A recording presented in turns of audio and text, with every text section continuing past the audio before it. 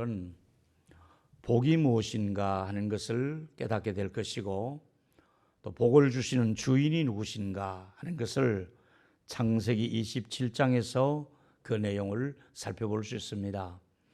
창세기 21장은 복이 무엇인가에 대해서 우리에게 깨닫게 해주시는 것이 되고, 또 복을 주시는 분은 하나님이시다 하는 것을 우리 본문에서 이제 배우게 될 것입니다. 오늘은 이 한 가족, 아버지 이삭, 어머니 리브가, 그리고 두 형제 에서와 야곱의 이 네 가정의 공통점은 넷 다 복을 받기를 원합니다. 근데 이제 문제는 복을 받고 싶은데 이 가정의 문제점은 하나님의 뜻을 거스리면서 복을 받으려고 하고 있는 내용입니다. 복이라고 하는 것은 누구나 받고 싶은데 하나님의 뜻을 거스리면서 복을 받는 복은 진정한 복이 아니다 하는 것을 말씀을 통해 깨닫게 될 것입니다. 이야기의 시작은 이렇게 됩니다. 이제 아버지께서 눈이 보이지 않을 정도로 기력이 쇠하셔서 이제 야곱이 또 에서에게, 또 특별히 맏아들 에서에게 이삭이 사냥을 해와서 별미를 내게 먹여달라고 말씀합니다. 그래서 이제 축복을 할 마음을 가지고 언제 죽을지 모르니 나에게 별미를 좀 만들어서 먹게 하라. 기운을 얻어서 내가 우리 맏아들에게 축복을 하겠다. 이렇게 하는 이야기를 이제 듣고 아들은 짐승을 잡기 위해서 활을 챙겨서 들판으로 나갔습니다. 집에 있던 어머니가 이 광경을 지켜보고 있다가 창세기 27장 5절에 보니까 이삭이 그 아들 에서에게 말을 할 때에 리브가가 들었더라. 큰아들을 불러놓고 이렇게 하는 이야기를 그 부인인 리브가가 이야기를 듣고, 아들은 사냥하러 나간 사이에 어머니가 이제 하나하나 일을 꾸며나가는 이야기입니다. 리브가는 야곱을 더 좋아했습니다. 그래서 이 복을 야곱에게 받도록 해주고 싶은 그런 생각이 있었지요. 그래서 너는 엄마 시키는 대로 해라. 이렇게 하면서 아들을 움직였습니다. 물론 리브가는 임신 때에 이 얘기를 듣게 되죠. 큰 자가 어린 자를 섬기게 될 것이다. 임신 중에 있는 아이 중에서 쌍둥이인데 큰 형이 먼저 태어난 형이 어린 동생을 섬길 것이다. 이 계시를 받았기 때문에 그래서 아마 야곱을 더 끼고 살면서 챙기는 것 같습니다.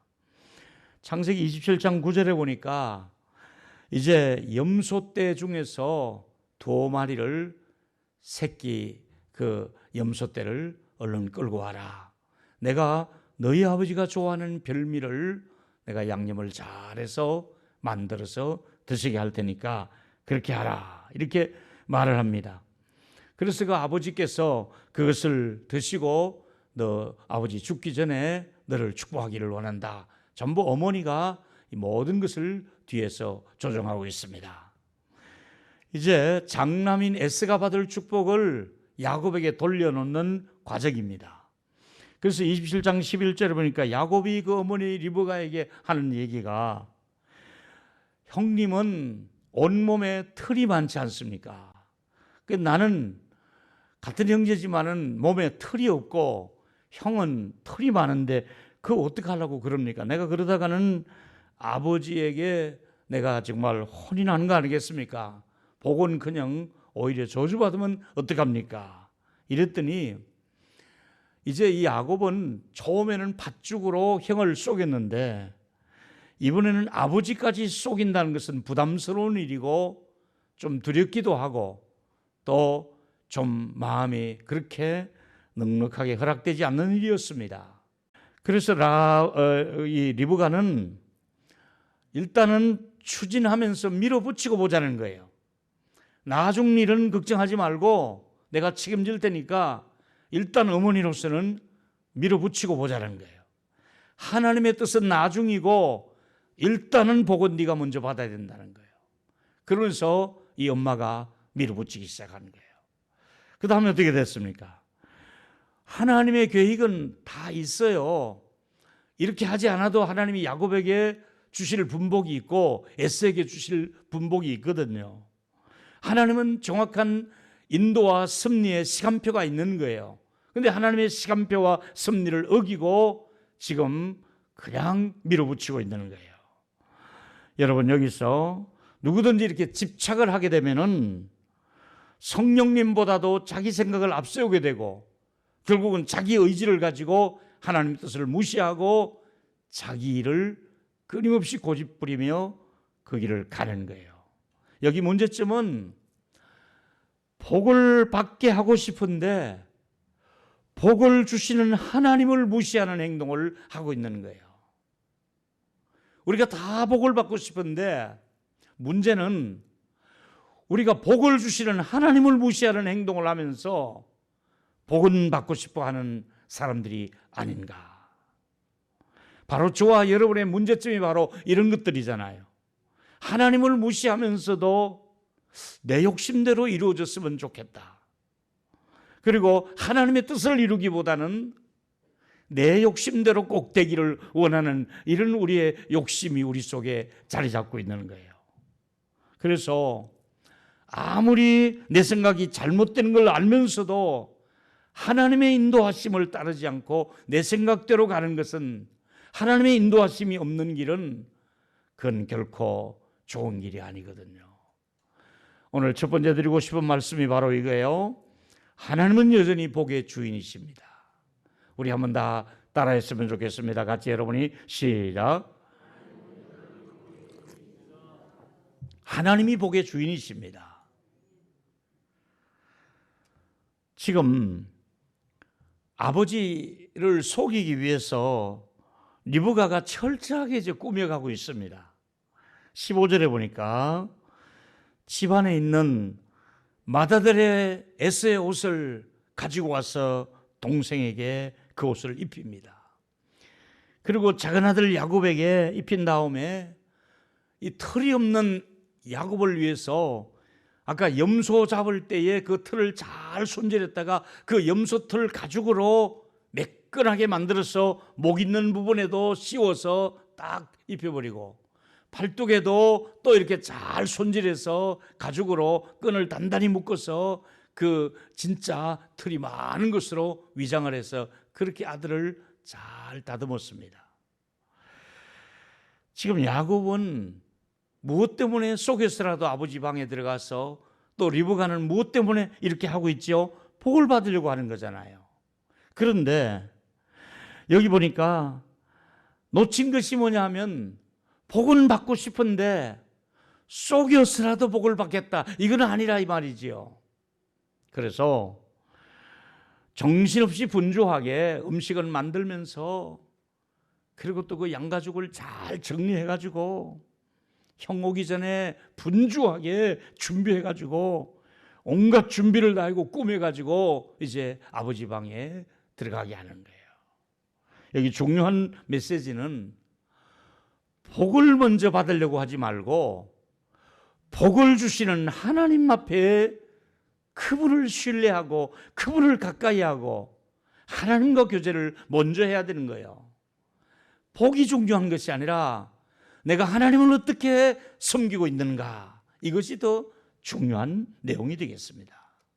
여러분은 복을 구하는 분이십니까? 복을 구하는 하나님을 가까이 하시는 분이십니까?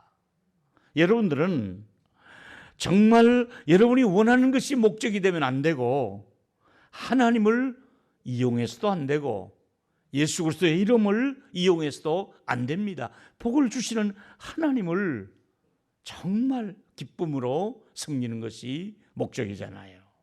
우리가 죄를 지을 때는 분명히 하나님께서 멈추라는 사인을 보낼 거예요.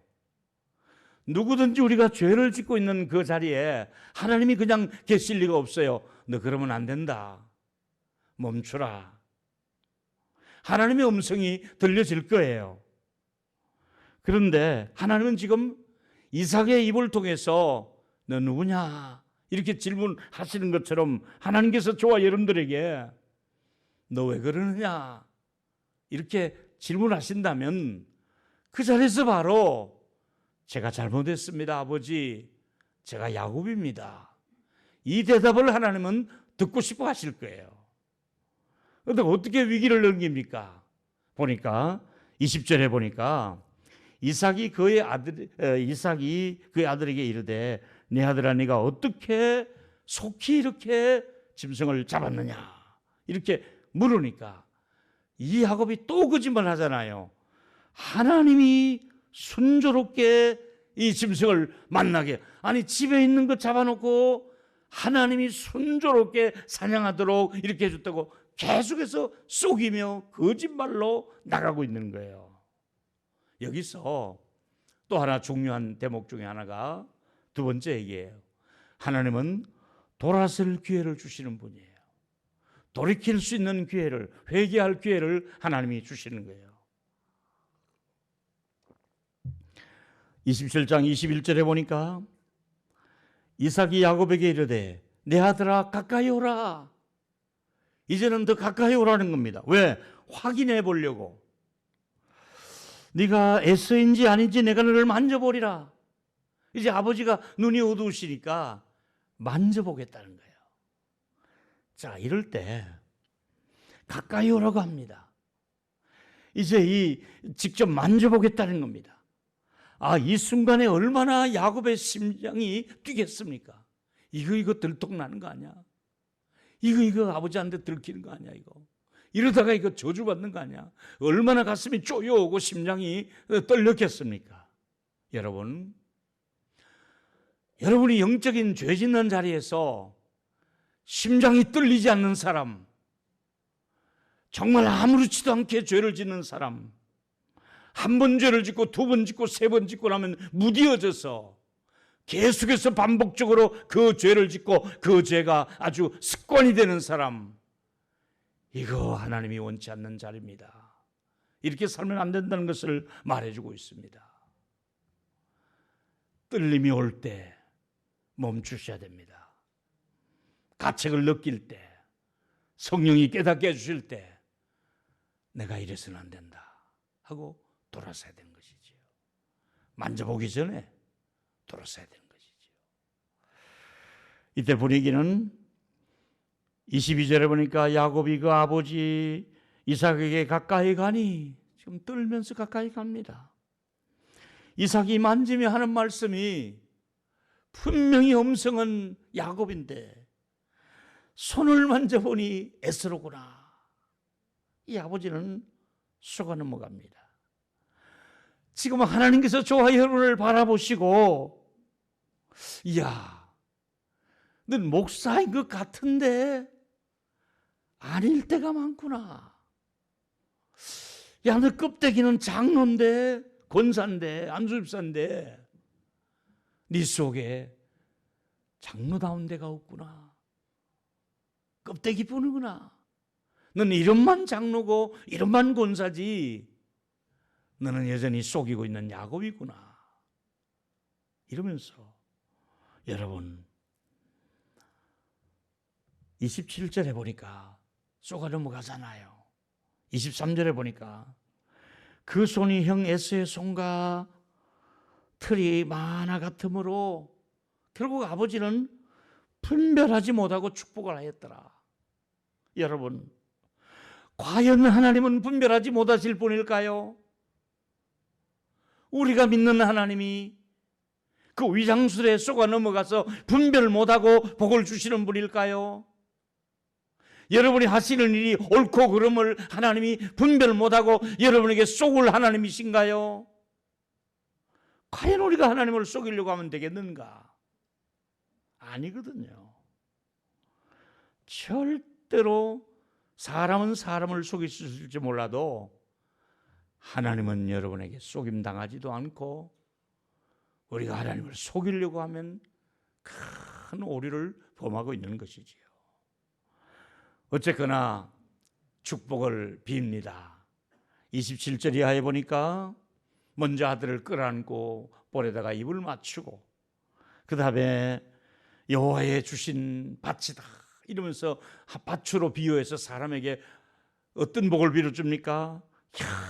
밭에는 비가 오고 이슬이 와야 되니까 하늘의 문을 여시고 이슬의 복을 주시고, 또 거름이 잘 된 기름진 땅이 되어서 곡식이면 곡식, 양이면 양, 포도주면 포도주, 농사가 잘 되는 복, 가축이 잘 되는 부자 되는 복을 주시고, 또 세상에 권위를 주어서 아무도 너를 대드는 사람이 없도록, 만약에 너를 저주하면 하나님이 그냥 두지 않을 것이고, 너를 축복하면 하나님이 그를 축복할 것이다, 이러면서 영육 간에 엄청난 축복을 이 아들에게 빌어주고 있습니다. 과연 아버지를 속이면서까지 받는 이 축복이 진정한 복이겠는가? 야곱이 이렇게까지라도 해서 하나님의 복을 가로채려고 하고 있으니 하나님은 그걸 바라보시고 어떤 생각을 하고 계실까요? 참된 복은 하나님의 음성이 들려야만이 이게 진정한 복인 줄로 믿으시기를 바랍니다. 주의 음성을 내가 들으니 사랑한다는 말일세. 주님의 음성을 들어야 됩니다. 주님이 내가 너와 함께 하고 있다, 너를 내가 지켜줄 것이다, 하나님의 뜻을 깨닫고 살아가는 게 이게 진정한 복이거든요. 하나님은 지금도 성경을 통해서 하나님의 뜻을 이 땅에 우리에게 말씀해 주고 계셨고, 하나님이 가장 기뻐하고 원하시는 것을 설교를 통해서, 때로는 큐티를 통해서, 때로는 셀 모임을 통해서, 때로는 하나님께서 찬송과 기도하는 중에 하나님의 뜻을 우리에게 늘 말씀해 주고 있는 거예요. 그래서 오늘 말씀은 세 번째, 하나님께로 돌아가는 것이 진정한 복인 거예요. 복이 뭐냐? 하나님과 멀어지면 안 돼요. 하나님을 가까이 함이 내게 복이라 그랬으니까 진정한 복은 하나님께로 돌아가는 거예요. 속여서 뺏는 복은 진정한 복이 아니에요. 야곱이 하나님께로 돌아가는 것이 진정한 복이고, 결국은 야곱은 베델로 올라가는 것이 하나님의 뜻이라는 거예요. 사랑하는 여러분, 축복을 가로채는 것, 속이는 것은 진정한 복이 아니었어요. 결국 올 것이 오고 말았어요. 30절에 보니까 이삭이 야곱에게 축복하기를 마치고 있을 무렵에 이제 그 형 에서가 드디어 사냥을 해가지고 들고 집으로 들어오는 거예요. 이 순간 차이죠. 이제 좀 있으면 들통 날 일이잖아요. 그래서 어떻게 되었어요? 이삭이 또 묻습니다. 너는 누구냐? 조금 전에 했던 질문을 또 하게 안 할 수가 없지요. 그제서야 이 약삭빠른 동생 이놈이 내가 받을 복을 가로챘구나. 이제 이 이야기 속에, 이건 남의 얘기지만은 여러분의 집안에 혹시 이런 일이 있다고 가정해 보십시다. 부모님께서 애지중지하던 유산을 한 10억을 여러분의 가문에 자식들에게 주는데, 약삭빠른 동생이 9억 8천만 원을 지가 다 가로채버리고 형님에게 2천만 원만 준다고 하면 가정해 보십시오. 아니지는 10억 중에서 9억 8천을 지가 가져가 버리고 2천만 원 형 주면서 이거 형 몫이 하고 준다면, 이걸 알고 나면 어느 형이 화를 내지 않고, 어느 형이 법적인 소송을 하지 않고, 어느 형이 의좋게 지낼 수 있는 형이 어디 있겠습니까? 그럴 수 없잖아요. 결국은 칼부림이 일어날 것이고 법정 소송에 나갈 것입니다. 요즘은 돈부터 챙기고 보자는 이 시대가 아니겠습니까? 그런데 이제 이때 앙심을 품는 야곱은 이렇게 그의 모습이 드러납니다. 21장 41절에 보니까 아버지가 야곱에게 축복한 그 축복으로 말미암아 에서가 야곱을 미워하는 그 감정이 생기기 시작하는데, 아버지 돌아가실 때가 되었으니 아버지 돌아가시는 날 너도 같이 제사날 될 줄 알아라. 내가 너를 그냥 두는 일은 없다. 반드시 내가 너에게 칼로 복수할 것이다.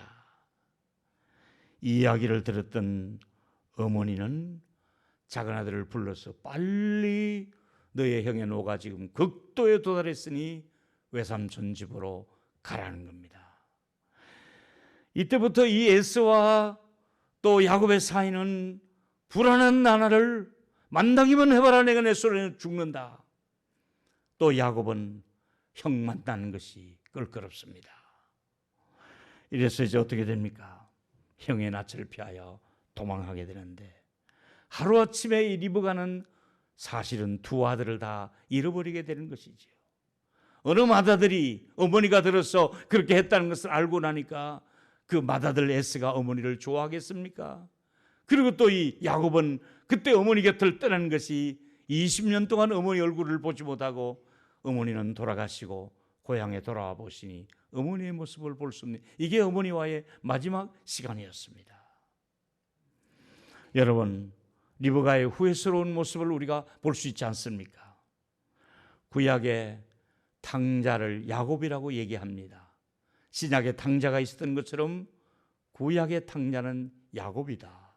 그는 도망자로서, 속이는 자로서 20년을 도피 생활을 하고 외삼촌 집에서 또 속임을 당하고 속이고 이런 생활하다가 결국은 진정한 행복이 뭐냐? 베델로 오듯이 하나님 아버지 품에 와야만이 행복이 있다는 것을 우리에게 메시지로 주고 있지 않습니까? 여러분, 아들이 돌아왔을 때 시작에는 아들을 위해서 아버지께서 소를 잡고 송아지를 잡고 목욕을 시키고 새 옷을 입히고 신발과 가락지를 끼워주면서 아들로 맞이하며 춤을 추고 있지 않습니까? 여러분, 우리는 오늘 이 본문 속에서 우리가 하나님과 멀어질수록 탕자가 된다는 사실이고요, 돌아오면 아버지가 환영해 준대. 지금 야곱은 탕자의 길을 가고 있는 것이잖아요. 아버지께로 돌아와야만이 진정한 복이라는 것을 우리에게 말씀해 주고 있기 때문입니다. 말씀을 이렇게 정리했습니다. 결론은 여러분의 관심이 무엇입니까? 여러분의 관심 속에 하나님의 음성을 듣고 순종하는 것이 여러분의 관심이며 가치관이 여기에다 우리가 두고 있는지요? 우리는 하나님의 음성을 듣고 있습니까? 아니면 계속해서 속이며 살겠습니까? 여러분이 혹시 계속해서 속이며 살아간다는 것은 야곱의 인생의 뒤를 따라가고 있는 것이고요, 끝까지 땅의 본만 추구하고 그렇게 살아간다면 이것은 실패자의 모습입니다. 복의 근원은 하나님이십니다. 복을 주시는 분은 하나님이십니다. 하나님을 가까이 하며 복을 받을 수 있는 저와 여러분의 가문이 되시기를 축원하겠습니다.